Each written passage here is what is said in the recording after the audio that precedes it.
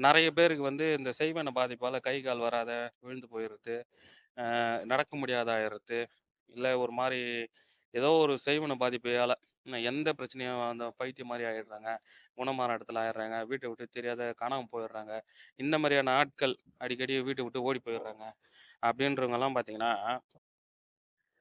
செய்வன பாதிப்பால நெறைய பாதிக்கப்பட்டிருப்பாங்க. அப்போ அந்த மாரியான பாதிப்புகள வந்து நீக்கிறதுக்கு என்ன வழி? அப்படின்னா, இது யார் வேணா செய்யலாம். நீங்களே கூட உங்க சொந்த பந்தங்கள்ல, இல்ல ஃபேமிலில யாருக்கு இருந்தாலும் நீங்களே கூட செய்யலாம். யார் தயவும் தேடி போக தேவையில்ல. யாரோட தயவும் இல்லாம நீங்களே தன்னந்தனியா நீங்களே செய்யலாங்க. உங்களுக்கு இந்த மாந்திரீகத்த உங்களுக்கு ஈஸியா தெளிவுபடுத்தணுன்றதுனால தான் இந்த வீடியோவ. ஏன்னா நெறைய பேர் வந்து செய்வன பாதிப்பால பாதிக்கப்பட்டு ரொம்ப கஷ்டப்படுறீங்க. யார்கிட்ட போனாலும் காசு தான் போகுது, வீணா செலவாகுது. நம்மளுக்கு வந்து முறையான ஒரு தீர்வு கிடைக்கல அப்படின்னு நீங்க நினைக்கிறீங்க.